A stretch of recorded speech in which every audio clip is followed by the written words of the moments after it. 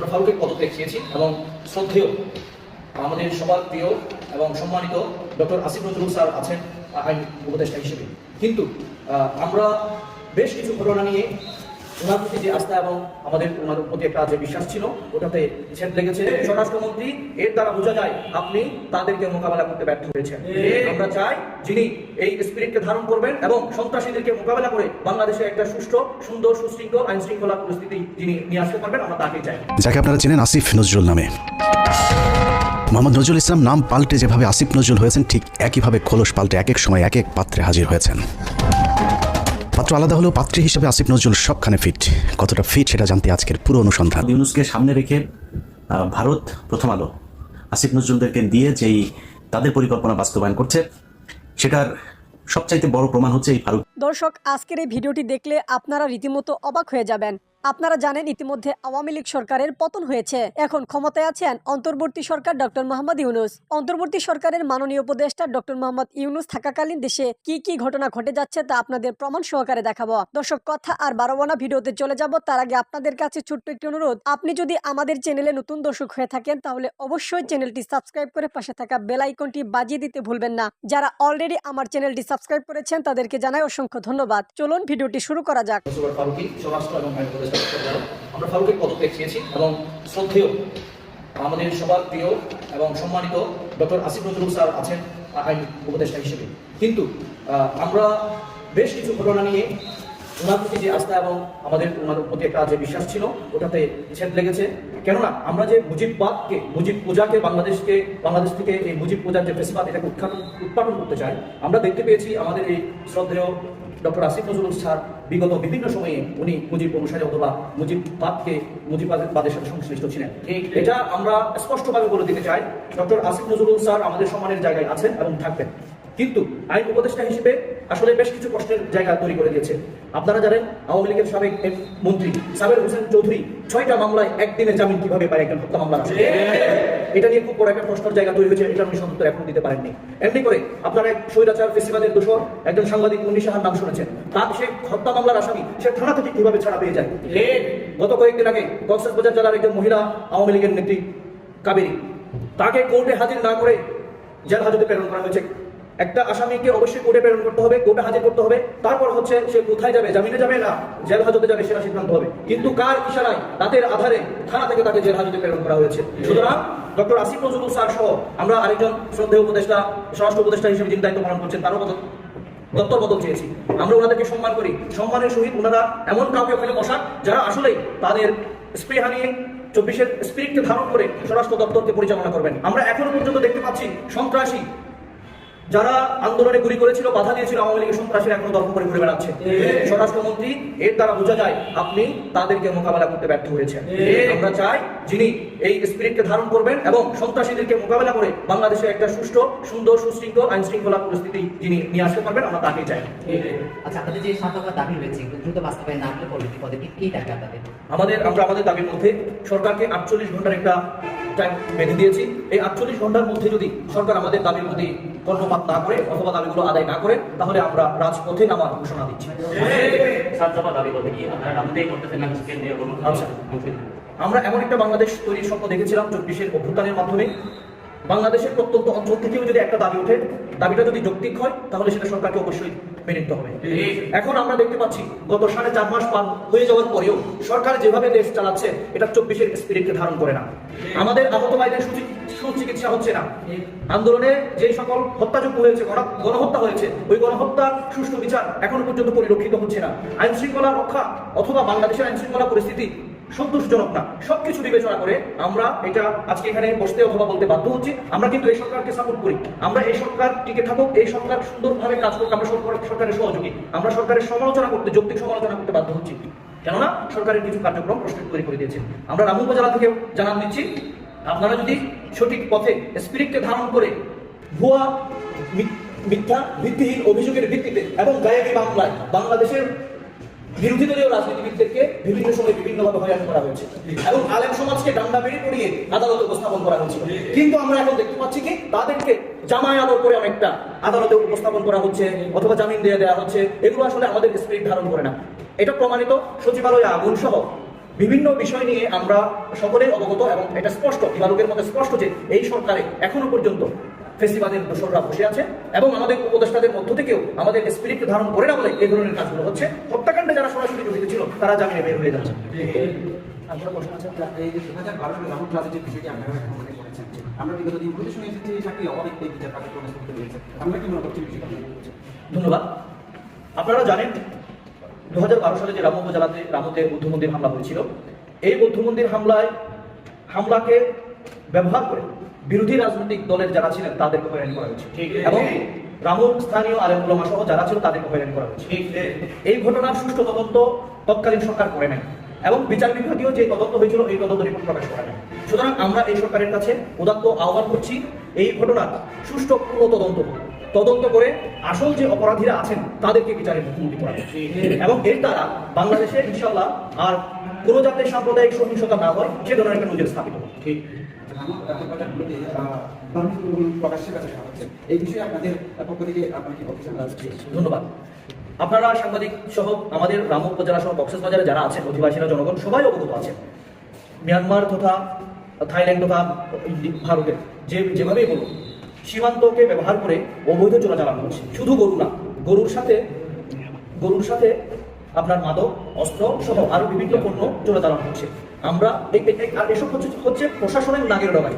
প্রশাসন জানে, প্রশাসনের সহযোগিতায় হচ্ছে। আমরা স্পষ্টভাবে বলছি সীমান্তে বিজিবি থেকে শুরু করে পুলিশ প্রশাসন থেকে শুরু করে উপজেলা প্রশাসন জেলা প্রশাসন প্রত্যেকেই এইসব বিষয়ে অবগত আছেন, কিন্তু কেন এসবের বিরুদ্ধে অবস্থান অথবা এসব বন্ধ হচ্ছে না এটা প্রশাসনকে জবাবদিহি করতে হবে। আমরা আমাদের শান্তব্য দাবিতে এই দাবিটাও এনেছি সীমান্তে গরু মাদক সহ সকল ধরনের চোরাকারবার বন্ধ এবং সীমান্তে নিরাপত্তা জোরদার করা। আপনারা জানেন মিয়ানমারে একটা অঙ্গরাজ্য আরাকান আর্মি দখলে নিয়েছে। এই সরকার কি এখনো পর্যন্ত সীমান্তে যথেষ্ট পরিমাণের নিরাপত্তা ব্যবস্থা জোরদার করেছে? আমাদের চোখে পড়ে না। যদি নিরাপত্তা ব্যবস্থা জোরদার থাকতো তাহলে সীমান্তে গরু চোরাচালান সহ এই মাদক কারবারগুলো চলতো না। সুতরাং সরকারকে আমরা অবহিত করছি আপনারা অতি দ্রুত সীমান্তে নিরাপত্তা জোরদার করুন এবং মাদক সহ গরু চোরাচালান বন্ধ করুন। ঠিক স্বরাষ্ট্র ও আইন উপদেষ্টার দপ্তরপদ যারা ব্যর্থ তাদের সরিয়ে ছাত্রদের পরামর্শে নতুন উপদেষ্টা নিয়োগ করে বিপ্লবীদের দিয়ে সরকার পুনর্গঠন। 2 নম্বর দাবি জুলাই অভ্যুত্থানে গণহত্যাকারী সন্ত্রাসী সংগঠন হিসেবে আওয়ামী লীগ সহ সকল অঙ্গ সংগঠনকে নিষিদ্ধ করা এবং অপরাধীদের দ্রুত বিচারের মুখোমুখি করা। 3 নম্বর দাবি 2014 সালের বিনা ভোটের নির্বাচন, 2018 সালের রাতের ভোটের নির্বাচন ও 2024 সালের দামি নির্বাচনের সাথে জড়িত ইউনিয়ন পরিষদ থেকে শুরু করে নির্বাচন কমিশন সহ রাষ্ট্রের সর্বোচ্চ মহলে জড়িত সকলকে বিচারের আওতায় আনতে হবে। 4 নম্বর দাবি জাতীয় নির্বাচনের আগে স্থানীয় সরকার আইন সংস্কার করে দ্রুত অবাধ সুষ্ঠু ও নিরপেক্ষ স্থানীয় নির্বাচন অনুষ্ঠানের মাধ্যমে দেশের ইতিহাসে সুষ্ঠু নির্বাচনের নজির স্থাপন করতে হবে। 5 নম্বর দাবি রাষ্ট্রের সর্বস্তরে এখনো বহাল তবিয়তে থাকা ফেসিবাদের দূষর আমাদের দ্রুত চিহ্নিত করে অপসারণ করতে হবে। 6 নম্বর দাবি 2012 সালে রামুতে, 2016 সালে নাসিরনগরে সহিংসতা সহ বিগত সরকারের সময়ে সংঘটিত সকল ঘটনার পুনঃতদন্ত করে প্রকৃত অপরাধীদের দ্রুত বিচারের আওতায় আনা। 7 নম্বর দাবি সীমান্তে গরু ও মাদক সহ সকল ধরনের চোরাকারবার বন্ধ ও সীমান্তে নিরাপত্তা ব্যবস্থা জোরদার করা। সরকারের প্রতি আমাদের জোর দাবি আগামী 48 ঘন্টার মধ্যে দাবি মেনে যথাযথ ব্যবস্থা গ্রহণ করতে হবে। অন্যথায় সর্বস্তরে ছাত্র জনতা রাজপথে কঠোর কর্মসূচি দিতে বাধ্য হবে। ইনকিলাব জিন্দাবাদ। বৈষম্য বিরোধী ছাত্র আন্দোলন। যে টান উত্তেজনাময় কর্মসূচি সেটিকে ঘিরে সোমবার দিনভর আমরা যেসব নাটক দেখলাম তার মধ্য দিয়ে অনেকগুলো বিষয় আমাদের কাছে স্পষ্ট হয়ে উঠেছে। জাতীয় নাগরিক কমিটি এবং বৈষম্য বিরোধী ছাত্র আন্দোলন যে তাদের জুলাই গণ অভ্যুত্থান বা জুলাই বিপ্লবের ঘোষণাপত্র তারা প্রকাশ করতে চেয়েছিল সেটির সঙ্গে সরকারের সংশ্লিষ্টতা কতটা, এর নেপথ্যে আসলে কারা কাজ করছে, গভীর চক্রান্তের সঙ্গে কারা জড়িত, ছাত্র সমন্বয়কদের কি উদ্দেশ্য, নির্বাচন নিয়ে কার কি ভূমিকা, অনেকগুলো বিষয় আমাদের সামনে স্পষ্ট হয়ে উঠেছে। এবং আপনারা নিশ্চয়ই এর মধ্যে জানেন যে 31 ডিসেম্বর বেলা 3টায় কেন্দ্রীয় শহীদ মিনারে জাতীয় নাগরিক কমিটি এবং বৈষম্য বিরোধী ছাত্র আন্দোলনের ব্যানারে যে ঘোষণাপত্র উপস্থাপন করার কথা ছিল সংবিধানের কবর রচনার মাধ্যমে সেটি আপাতত হচ্ছে না, তবে তাদের যে সমাবেশ সেটি ঠিকই হবে। ঘোষণাপত্র উপস্থাপন করা হল না, কিন্তু সমাবেশ কি কারণে সেটিরও না নিশ্চয় নানান ধরনের যুক্তি রয়েছে, উদ্দেশ্য রয়েছে। মূল উদ্দেশ্য হচ্ছে তারা যে রাজনৈতিক দলটির সামনে আনতে যাচ্ছে সেটিকে কেন্দ্র করে নিজেদের একটি শক্তিমত্তার প্রদর্শন করা। বিএনপির একটি ভূমিকা আমরা অনেকেই জানতে পেরেছি। অনেকের মনে প্রশ্ন ছিল যে বিএনপি আসলে কি করতে চাইছে, বিএনপি এটির বিরোধিতা ঠিকই করেছে, কিন্তু তার দৃশ্যমান কর্মকাণ্ডটি আসলে কি। আমরা যেটা জানতে পেরেছি যে বিএনপি সোমবার রাত 8:30টায় একটি জরুরি বৈঠকে বসেছিল স্ট্যান্ডিং কমিটির সদস্যদের সঙ্গে দলের সিনিয়র ভাইস চেয়ারম্যান ভারপ্রাপ্ত চেয়ারপারসন তারেক রহমান ভার্চুয়ালি যুক্ত হয়েছিলেন এবং সেখানে তারা তাদের রাজনৈতিক পন্থা অনুযায়ী বিশেষ সিদ্ধান্ত নেয় এবং সরকারের উপর চাপ প্রয়োগ করে যাতে এটি না হয়, অন্তত 31 ডিসেম্বর যেন কোনো ধরনের ঘোষণাপত্র ছাত্রদের পক্ষ থেকে না আসে এবং সরকারের সঙ্গে এক ধরনের সমঝোতায় তারা পৌঁছায়। তার পরিপ্রেক্ষিতে আপনারা জানেন যে সোমবার রাত 9টার দিকে হঠাৎ করে জরুরি সংবাদ সম্মেলন ডাকলো প্রধান উপদেষ্টার প্রেস উইং এবং সেখানে জানানো হলো যে সব দলের ঐক্যমত্যের ভিত্তিতে সব ছাত্র সংগঠন এবং গণঅভ্যুত্থানে যেসব ছাত্র নেতারা অংশ নিয়েছিল বা যেসব সংগঠন অংশ নিয়েছিল তাদের সবার ঐক্যমত্যের ভিত্তিতে জুলাই প্রোক্লামেশন ঘোষণা করবে সরকার। আমি মনে করি বিএনপির এই উদ্যোগটি নিঃসন্দেহে ঠিক ছিল। একটা তাৎক্ষণিক সময়ের জন্য তাৎক্ষণিক একটা সিদ্ধান্ত নেওয়ার জন্য বিএনপির যদি কোনো ধরনের সমঝোতা হয়ে থাকে সরকারের সঙ্গে সেটি অবশ্যই ঠিক ছিল এবং বিএনপি নেতারা মনে করছেন যে এর আগে যে সংবিধান পরিবর্তন বা রাষ্ট্রপতিকে অপসারণকে কেন্দ্র করে তুমুল একটা অস্থির পরিবেশ বাংলাদেশে সৃষ্টি করা হয়েছিল, ঠিক তারই ধারাবাহিকতায় একটি রাজনৈতিক দল বৈষম্যবিরোধী ছাত্র আন্দোলনের নেতাদের উপর ভর করে নানান ধরনের ইস্যু তৈরি করে ভয়ঙ্কর একটা অস্থির পরিবেশ সৃষ্টি করতে চাচ্ছে বাংলাদেশে। আমি প্রথমে বলছিলাম যে ছাত্রদের এই যে কর্মসূচি অথবা সাম্প্রতিক সময়ে বাংলাদেশে যা চলছে তার নেপথ্যে আসলে কারা, এবং বিএনপিও সেটিকে মিন করেছে সেই রাজনৈতিক দলকে, তাহলে আসলে সেই রাজনৈতিক দলটি কারা? অনেকের মতে অনেকে মনে করছেন যে সেই রাজনৈতিক দলটি হচ্ছে জামাত। তার কারণ আপনারা নিশ্চয়ই খেয়াল করেছেন মুজিববাদী সংবিধান নাম দিয়ে আমাদের এক্সিস্টিং সংবিধানকে ছুঁড়ে ফেলে বা কবর রচনা করে ঘোষণাপত্র আসতে যাচ্ছিল এবং তার মধ্য দিয়ে তারা একটি বিপ্লবী সরকার গঠনের চেষ্টা করছিল এবং বিপ্লবী সরকার গঠন করতে গেলে নিশ্চয়ই নির্বাচন তো দূরে কথা, এই বাংলাদেশে আরো অনেক কিছু ঘটে যাওয়ার আশঙ্কা রয়েছে। যেটি 5 আগস্ট পারেনি সেটি তারা 5 মাস পরে এসে কেন করতে যাচ্ছে, অনেক বড় প্রশ্ন। এবং সত্যি সত্যি 5 আগস্টের বিষয়টি বিপ্লব ছিল কিনা তা নিয়ে তো আমি বলবো যে শুধু দ্বিধা কিংবা দ্বন্দ্ব বিতর্ক রয়েছে তা নয়, কোনো অবস্থাতেই এটি বিপ্লব নয়। বিপ্লবের নিজস্ব একটি চরিত্র রয়েছে, বারবার বলছে এটি স্রেফ একটি গণঅভ্যুত্থান, এটি স্বৈরাচারী সরকারের পতন হয়েছে। কেন এটিকে জোর করে বিপ্লব হিসেবে আখ্যা দিয়ে বিশেষ উদ্দেশ্য সাধনের চেষ্টা চলছে সেটা আমরা বুঝতে পারছি। এবং জামাতের সঙ্গে সংশ্লিষ্টতা 31 ডিসেম্বরে যে কর্মসূচি বৈষম্যবিরোধী ছাত্র আন্দোলন জাতীয় নাগরিক কমিটি তা মোটামুটি স্পষ্ট হয়ে তার কারণ এই কর্মসূচি ঘিরে বিএনপি প্রথম থেকে আপত্তি জানিয়ে এলেও জামাতে ইসলামী কোনো ধরনের আপত্তি জানায়নি, আবার সমর্থনও জানায়নি। তবে বাস্তবতা হচ্ছে এটি জামাতের এক ধরনের মৌন সমর্থন ছিল এবং আপনারা নিশ্চয়ই জানেন যে মঙ্গলবার বেলা 3টায় কেন্দ্রীয় শহীদ মিনারে ছাত্র সমন্বয়কদের সমাবেশ, আর একই দিন সকালে রাজধানীর সোহরাওয়ার্দী উদ্যানে ইসলামিক ছাত্র শিবিরের কেন্দ্রীয় সম্মেলন। নিশ্চয়ই সেখানে অনেক মানুষের সমাগম ঘটবে, অনেক নেতাকর্মীর, এবং যেটুকু জানতে পেরেছি সেখান থেকে তারা গিয়ে বুঝতে হবে কেন্দ্রীয় শহীদ মিনারের সমন্বয়কদের অনুষ্ঠানে। এবং এই যে লোক জড়ো করার, মানুষজনের সংখ্যা অনেক বেশি দেখানোর চেষ্টা, সেটিও আমরা জানতে পেরেছি যে বিভিন্ন জায়গা থেকে সহযোগিতা চাওয়া হয়েছিল, বিভিন্ন রাষ্ট্রীয় সংস্থার সঙ্গে সমন্বয়করা যোগাযোগ করেছিলেন। এগুলো আমার নিজস্ব সোর্স ছাড়াও আপনারা নিজেরাই একটু সার্চ করে দিতে পারেন, বিভিন্ন গণমাধ্যমে এই খবরগুলো চলে এসেছে। যেমন সমকালে বলা হচ্ছে যে সংগঠনটি রাষ্ট্রের বিভিন্ন সংস্থায় যোগাযোগ করে সমর্থন আদায়ের চেষ্টা করে, আশানুরূপ সাড়া না পেয়ে ছাত্রনেতারা পিছিয়ে যান কোত্থেকে? পিছিয়ে গেলেন ঘোষণা উপস্থাপন থেকে, ঘোষণাপত্র এবং সংবিধানের কবর রচনা হলে তো এই সরকারের কোনো ভিত্তি থাকতো না, তাই না? যেহেতু সরকারের সঙ্গে সমন্বয় যেটি অ্যালায়েন্স রয়েছে এবং তাদের প্রতিনিধি সরকার রয়েছে। এবং আরো বড় বিষয় হচ্ছে যে আমি সরকারের সংশ্লিষ্ট কথা বলছিলাম, শুরু থেকে সরকার বলে আসছিল যে এটির সঙ্গে সরকারের কোনো সংশ্লিষ্টতা নেই, এটি মুখে বললেও ভিতর থেকে তাদের সাথে যে একটি এটি খুব ক্লোজ একটা যোগাযোগ সেটা আমরা দেখেছি।